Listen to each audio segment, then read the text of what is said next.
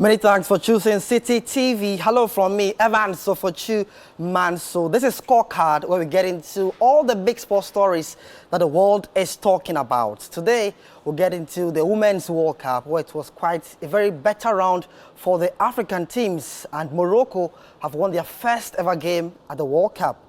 We'll get into some preseason games as well. Well, the El Clasico happened, and I'm sure fans of Barcelona are buzzing after that triumph over Real Madrid. There were wins for Liverpool as well in the preseason, and also Atletico Madrid over Manchester City. Then we'll get into some transfer stories. Mohamed Salisu of the Black Stars, officially off the books of Southampton, heading to Monaco. And then for Manchester United, after signing Andre Onana, Mason Mount, the midfielder, they now have a striker, Rasmus Højlund. All this and more to discuss here on Scorecard. Stick and stay with us as we go for our first break. When we return, I'll tell you about the guys here and then we'll get into the discussion here on Scorecard. Citi TV, stay tuned.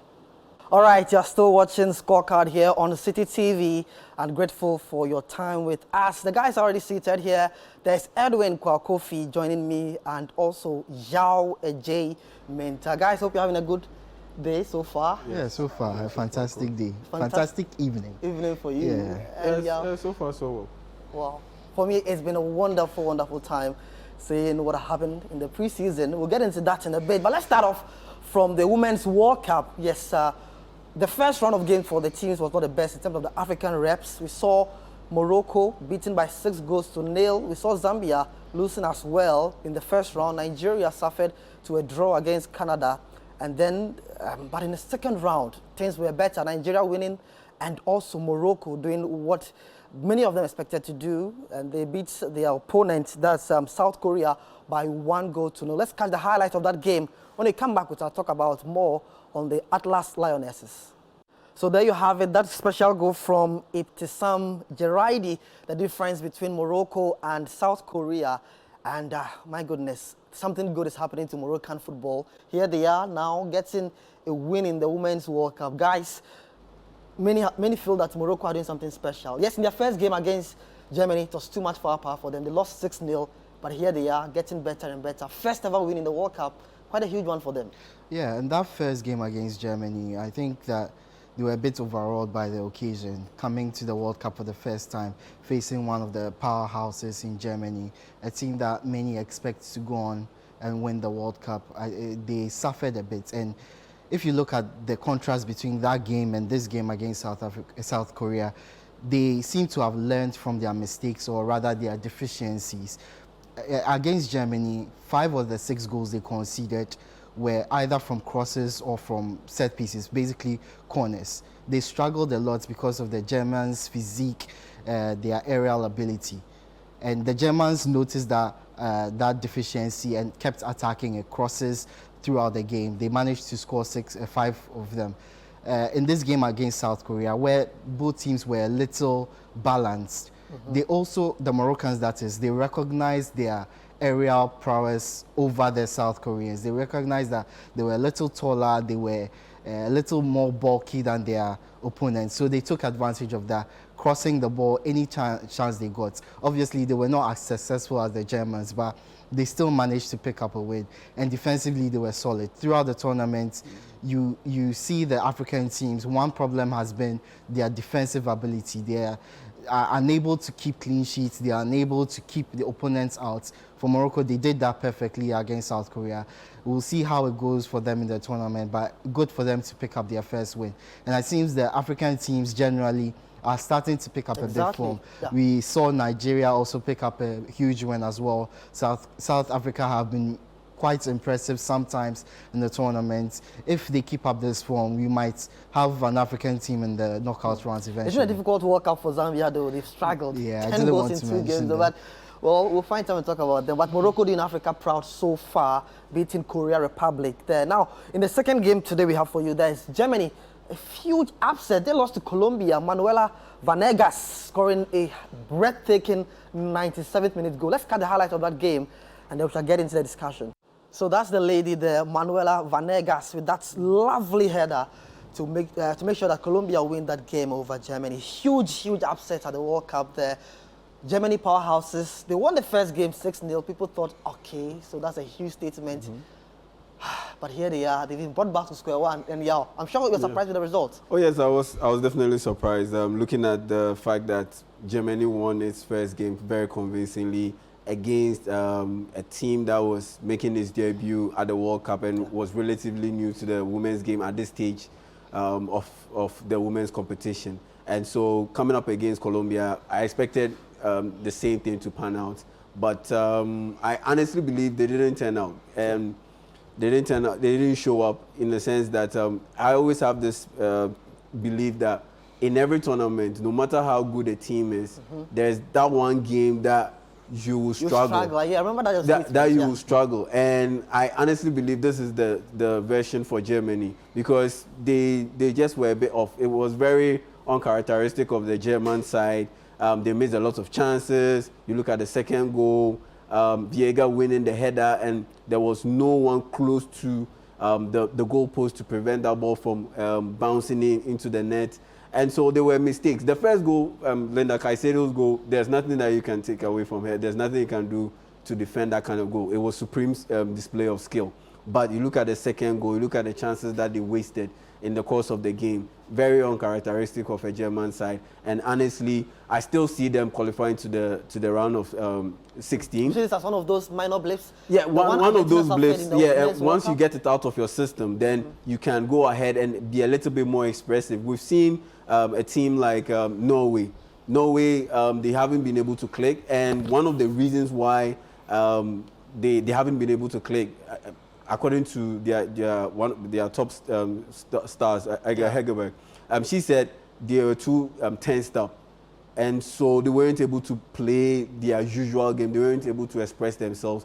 And I think it showed in this game that the German side, for some strange reason, I think they couldn't just overcome that goal that Caicedo scored, that first goal that Caicedo scored for Colombia. And I honestly saw that in the reaction of Alexandra Popp after she scored her penalty. Yeah. She popped out her cheeks. And you could tell that she was tensed up. And if a captain and an experienced player like Popp is that tensed up, then you can tell that it definitely spread across the entire team, and it affected the teammates. But I honestly believe this is one of those shock results that a team like Germany, with the kind of quality and experience that they have, will be able to recover from and progress to the next round. Well, anytime France and Brazil meet at any level, it's a huge one. And they met again in the Women's World Cup. This time around, the French team winning by 2-1. Wendy Renard with the winner there for the French side. Let's catch the highlights of that game as well. There's more for you here. So that's how Captain Fantastic Wendy Renard did it for France. And clearly you could see Marta and her teammates disappointed there. Huge game. I think it was end-to-end stuff, exciting as well. Yeah, absolutely. When you have two teams of the quality of France and Brazil facing off, you expect an exciting game, and it was very exciting from start to finish. The French dominated the first part of the game, but the Brazilians came in, obviously, with their quality.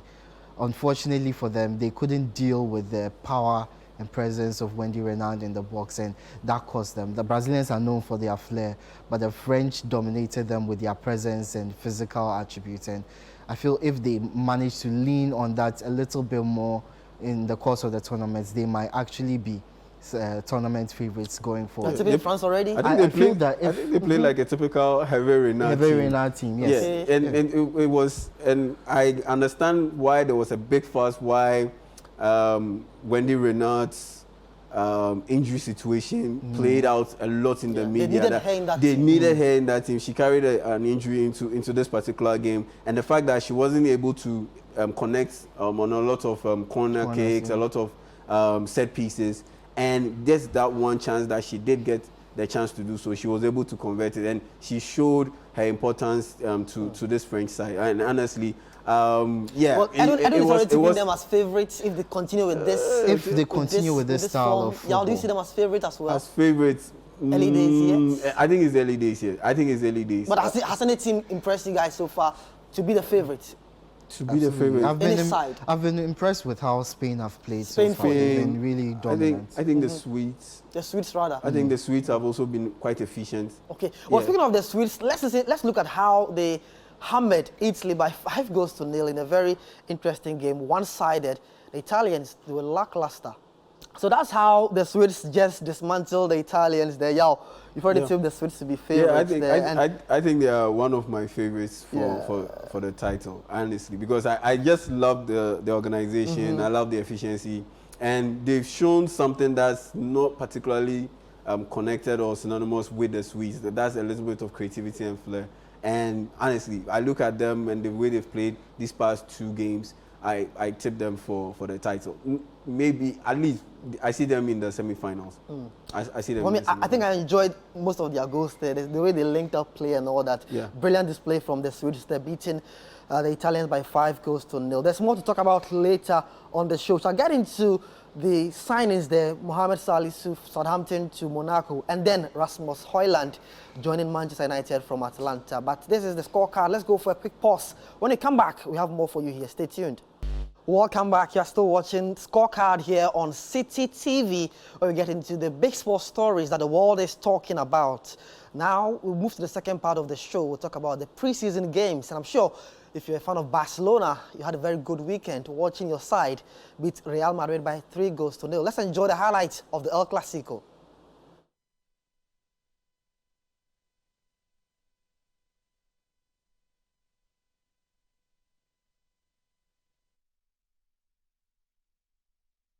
So that's the first goal there from Barcelona. Lovely through pass there from Gundogan, with Dembele scoring with his right foot there to give Barcelona the advantage in this game there at the AT&T Stadium. Then we had the Catalan Giants increasing their tally in that lovely shot from Lopez, the 29-shirted player. The left foot shot goalkeeper had no chance to make a save, and then Barcelona wrapping up convincingly with the final goal from Ferran Torres there. He loved the goalkeeper and then turned and finished there. Guys, we saw Barcelona having quite a good time against Real Madrid. Before this game, they had lost to Arsenal 5-3, and here they are now beating Real Madrid. I think Clásicos tend to go well nowadays for Barcelona. Well, yeah, a few fans of Barcelona were quite upset with that loss against Arsenal. They felt the team didn't play too well, but I was always of the feeling that it was Barca's first preseason game. They were getting into the mood of things, and I think this match proves why we need to wait a bit, assess teams in preseason, not dwell too much on results, because Barca played some fine football at times in this game. They were really dominant against a Real Madrid team that you would say in a year will probably be their first choice team. Aside from Modric and Kroos, who were on the bench at the start, that team was basically their first team. And if they managed to bring in a striker, but Barcelona played some really good football at times. At times, of course, they were lucky because Real Madrid had a lot of chances, hit the woodwork a number of times, missed a few good sitters. Vinicius Jr. also missed a penalty, so the score could have been gone anyway. But I feel that Barcelona would look at this result. Xavi Hernandez will look at this result and say, beating our biggest rivals, even if it's a preseason friendly, it just builds confidence in the players, the young players who have been able to beat a mighty team like Real Madrid. They just start building in confidence, start winning games. Going into the season, you want your players to start with as high a confidence as possible. I think they've gone the right way. One thing I want to say is Dembele showed them what they'll be missing if he does make the move to PSG. Apart from his skills, which we know he's good at, he is a very good goal scorer. When he is on form, when he is fit, he can get you the goals, get you the assists. And I'm sure Barcelona will be convincing him to stay because they need him on that side. Once they have that, they have a complete set, a good striker in Lewandowski, Dembele on one side, Gundogan in the middle. Once they settle, this is a team that could really cause problems in Europe. From Barcelona, Real Madrid, let's talk about Manchester City. They suffered their first preseason defeat. They had beaten Yokohama Marinos, Bayern Munich as well, but against Atletico Madrid, they lost by 2-1. We must admit, the City side, they had changed their squad before the goals happened. Let's catch the sort of action from that game where Manchester City lost by 2-1 to to their Spanish opponents. Now, Yeah, is this a statement that there's quite some cracks in the City team? They've been tagged as a favourite already to win the EPL. Yes, and in my book, they are the favorites because they are so high that they are in a league of their own and they are in a different realm, and everyone is trying to catch up to those guys at Manchester City. Honestly, I don't put too much premium in preseason. Okay, so for I you, don't put preseason- too much premium in preseason. So it's no big deal that they've lost. The first goal they conceded, it's no big deal that they lost. The first goal that they conceded, they were trying to pass out from the back and they got intercepted. Let's catch a glimpse of the goals they conceded, and then I'll come back to you, Yao, on that. Yeah. That's how Manchester City suffered their first preseason defeat. Yao, you're making a statement about how the first goal was. Yeah, like I said, I don't put too much premium. premium into preseason. I look at the nitty-gritty. So, for instance, you look at that Barca win over Real Madrid, the first goal, for instance, that free kick routine, it was just brilliant. Those are the things I look out for. The fact that they passed, they exchanged passes, Dembele made that run. Then there was that sort of a basketball move where Aurel Romeo pulled up a screen and prevented a Real Madrid player from being able to close down Dembele. And that gave him the time and space to score. I look at this Manchester City loss, and I look at that first goal in particular. Ruben Diaz gave the ball away, trying to pass out from the back. That's what they will do. So they are trying to get those mistakes out of their system as much as they can during this time before the season starts. And that's the point in preseason. If you concede a belter from Memphis Depay off a mistake you concede, off a mistake you did, it's no big deal. If you concede another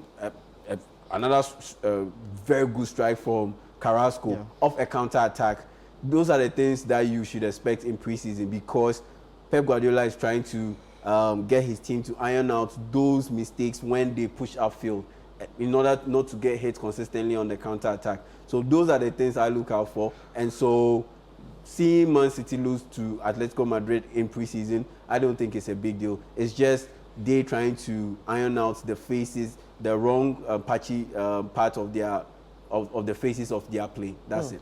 So that's your Jamie. He says, well, this defeat to Man City is just a minor issue, no big deal. Do you agree with him, or I think this is a huge crack in potentially the favourites for next season's English Premier League? Let me hear from you via the WhatsApp number 0204447033. WhatsApp me now on your thoughts on this preseason defeats by Manchester City. Also, we'll talk about that deal, Rasmus Højlund to Manchester United. How do you feel, United fans? Let me know. And also Mo Salisu leaving Southampton to Monaco. Guys, let's move the conversation on to Liverpool. It seems they can't stop scoring 4 this preseason. Anytime they score 4. I think against Karlsruhe they scored 4. And then in their second game against Greater Fort, they scored 4 as well. And then in their last preseason game also, they hammered Leicester City by 4-0. Let's enjoy the highlights of how Liverpool mesmerized the Foxes. All right, Liverpool beating Leicester 4-0 there in that preseason game. And for me, I think I like what Liverpool are doing. They are getting the goals and then they are conceding. And as y'all said earlier, this is the time to make mistakes. But I like the consistency. 4-4-4. Edwin? Yeah, this Liverpool team has always known how to score goals. They have players who are born to score goals. You have Mohamed Salah in there, Darwin Núñez, Diogo Jota, Cody Gakpo. So many players who can find the back of the net. The impressive thing is that even though Salah hasn't found his shooting boots, he scored 1 goal so far in preseason. The others are getting in there with the goals. So you have a situation where their main goal scorer is not finding the net, but other players are chipping in. So it's spread across. Yeah, spread across. And because of that, we are getting to see a lot more of Salah's playmaking. He's assisting, and we know Salah is a very good passer on his day. He's crossing, he's assisting, he's passing. And when you have Salah play his complete game, you only have a more dangerous Liverpool side. And another thing that impresses me is that in those first 2 games that you talked about, they scored 4, but they also conceded. In the first game, they conceded 3. Second game, got up 4, they conceded 4. In this game, they kept a clean sheet. That is an improvement. Klopp will be happy to see that. I'm sure he's happy with the goals, but to see his team not letting any goal at all, even if it's against a Leicester team that has diminished in terms of quality, he'll be very pleased with that. And going into the season, their first game is against Chelsea. You don't want to go into a game like Chelsea knowing that your defense is all over the place. We've been talking about Matip and Joe Gomez. Fans are talking about whether they might need to sign a new defender, but the fact is that they have quality defenders. Van Dijk quality, Robertson quality. As long as they are able to keep a right structure, get enough protection in front of them from the midfield, I think Liverpool can be a solid defensive unit, and this game has proven so. I honestly think they should go into the transfer market and get a DM, because Fabinho is no longer there. McAllister, he puts in a very good shift as defensive midfield. He can play that defensive midfield position, but you don't count on him as your. But you don't count on him as your number one option in that position. So honestly, I'll be looking out for what they do in the latter part of the off season in terms of the transfer market and what they try to do to fix that issue. Well, because we do know that they are in the market for a defensive midfielder. They've been going for Lavia as well from Southampton. Haven't been able to seal it yet, but we know they are in the market for such a player. I think they need a DM, because if they get one, it makes life a little bit easier for the defenders, and that's one main reason why they generally struggled last season, because the defense was under a lot of stress. And once you look at the injury situation in that Liverpool backline, it's not the best, especially in the central areas. And also last season they didn't have much squad in depth, because when Naby Keita was injured, Thiago Alcantara was struggling. Then you also had the old legs of Melo also coming into injury. So clearly, and because Matip he's up there in age, and he has injuries. You look at Konate, he has his injury issues. Van Dijk of late has Gomez as well. Gomez. Van Dijk of late has picked up quite a lot of injuries in recent years. So I think it's a balance of priorities. Do you go in for a central defender in the market, or do you go in for a DM? I honestly believe splashing 50, 60 million for Romeo Lavia, I don't think it will be money well spent. They can get a cheaper option who is as equally as quality as Romeo Lavia from the French league, and use some of that money that they would have spent on just Romeo Lavia to go get a central defender. So just split it. Good one for Liverpool. And then before we came to the studio, also Chelsea also doing well in the preseason. I would have loved for Liverpool to get Mohamed Salisu. He would have been a cheaper option and a quality option. Quick thoughts on Chelsea also getting that win over Fulham. Yeah, it's been quite an impressive preseason for Chelsea. I've been really impressed by how the young players have taken to the team. They've been vibrant, and Pochettino has taken a lot of them under his wing. Some of them are making a case to stay for the season. Some of them are showing that they might need another year, maybe on loan. You looked at Maatsen. Maatsen is definitely going to stay in the team. But you look at Chelsea up front, a lot of the problems in recent years have been goal scoring. And finally, they seem to have a striker. I know it's just pre-season, but so Thiago Silva and then Nkunku getting the goals. Yes, they seem to have in Nkunku especially, and Nicholas Jackson, strikers who can find goals, who can get into good positions, and who don't mind working hard. One problem for Chelsea forwards has been working hard, contributing to the other phases of play. They usually stand at one place, don't show much movement, and then hope for the goals to fall at their feet. I know, Lukaku. That's one example. But you've seen Nkunku, who likes to step into midfield, who likes to move out wide. He wants the ball at his feet. And it's the same with Nicholas Jackson. You wouldn't expect that from a player who is typically a number 9. But he is one who likes the ball at his feet, who likes to run at defenders. He's quite skillful as well, and he gets in amongst the goals. So Chelsea have the ingredients to be a good side this season. Whether it falls in place is another thing, but I think top 4 will be their aim this season. If they manage to get that, a good season it will be for Chelsea. Certainly to be a good season for Chelsea. This is scorecard here on Citi TV. We have more to discuss. Mo Salisu's move potentially to Monaco. And then for United fans, how do you feel? Your man is almost in, Rasmus Højlund from Atlanta. We understand potentially a 70 million euros deal plus add-ons there. We'll talk about him in a bit, but join us with your thoughts also via our WhatsApp number. What do you feel about Rasmus Højlund? This is scorecard here on Citi TV. Welcome back from that break. You're watching Scorecard here on Citi TV. We are getting to the final lap of the show. Talking about transfers now. There's a Ghanaian interest. Let's talk about that one first before we discuss Rasmus Højlund's move from Atlanta to Manchester United. Now, for Mo Salisu, we know that his club, Southampton, were relegated last season from the English Premier League. And now we understand he's almost set to join Monaco in the French League. Potentially in a 50 million euros deal. Good one for him. But guys, let's look at the merit of this and potentially how this will help his career. We've had a time where almost the Black Star centre-backs, Amate has left Leicester to Besiktas. There's Alexander Djiku to Fenerbahce, and now Mo Salah. So good one there for the Ghanaian centre-backs. Yeah, good one there for Ghanaian centre-backs, but bad for Premier League teams like Liverpool, bad for Premier League team like Tottenham Hotspur. Should he have stayed in the Premier League rather? Yeah, he should have stayed in. Looking at the fact is his contract with Southampton was set to run out by the close of this season. And you look at the money that, according to Fabrizio Romano, AS Monaco paid, that's 50 million euros. That's a bargain for a player of his quality, a guy who is left-footed, a left-footed centre-back who has Premier League experience, and they allowed such a guy to go under the radar and leave the EPL to go to the French League. Honestly, I find it very perplexing because you look at a team like Tottenham Hotspur.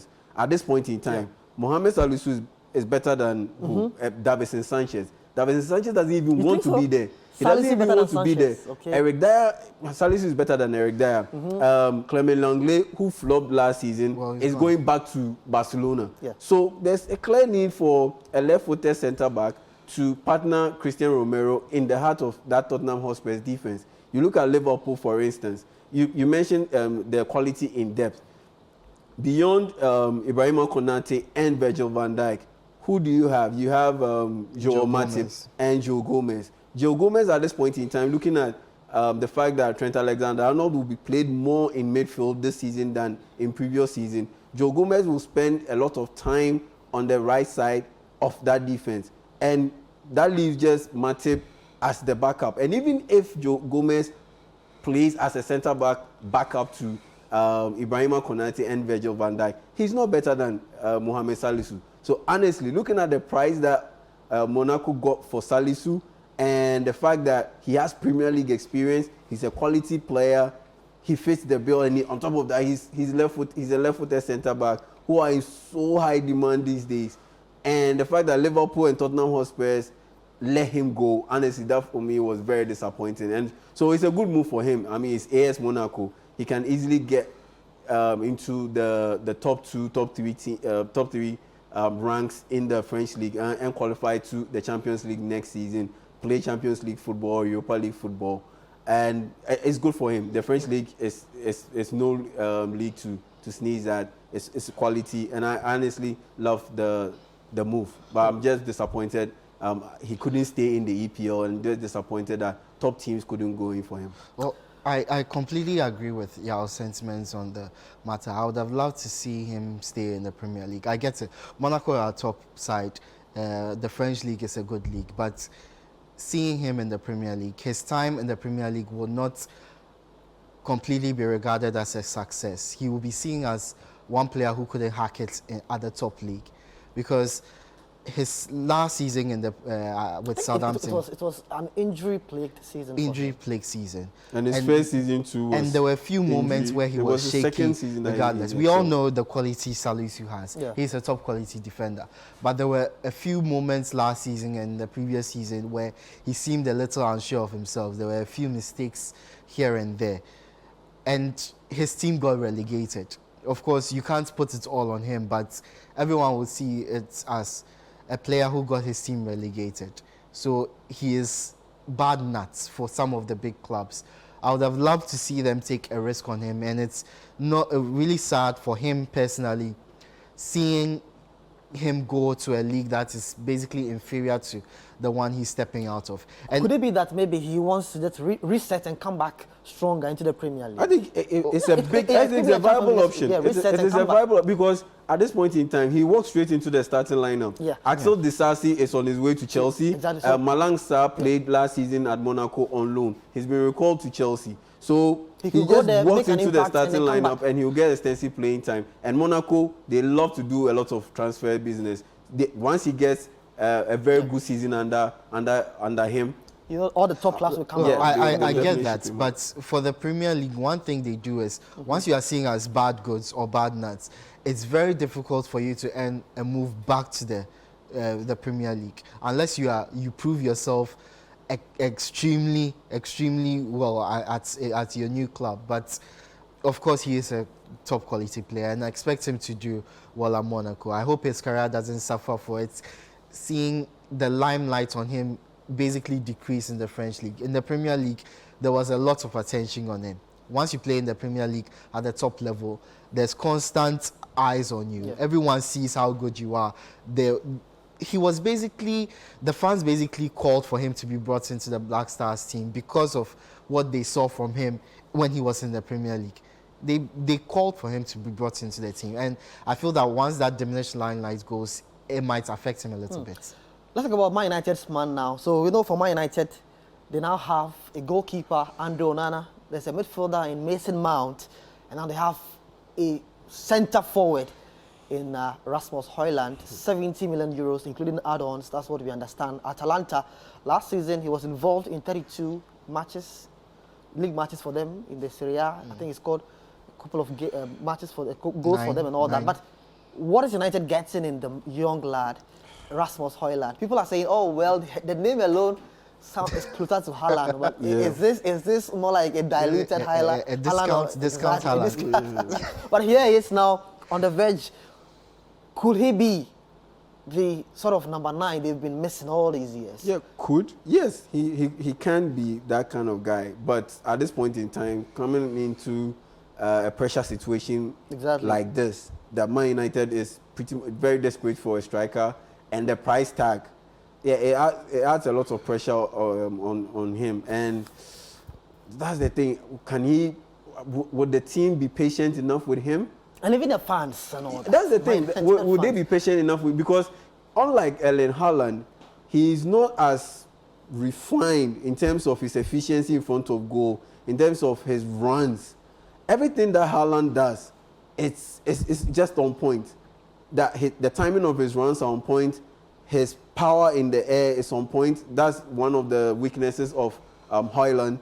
And his efficiency.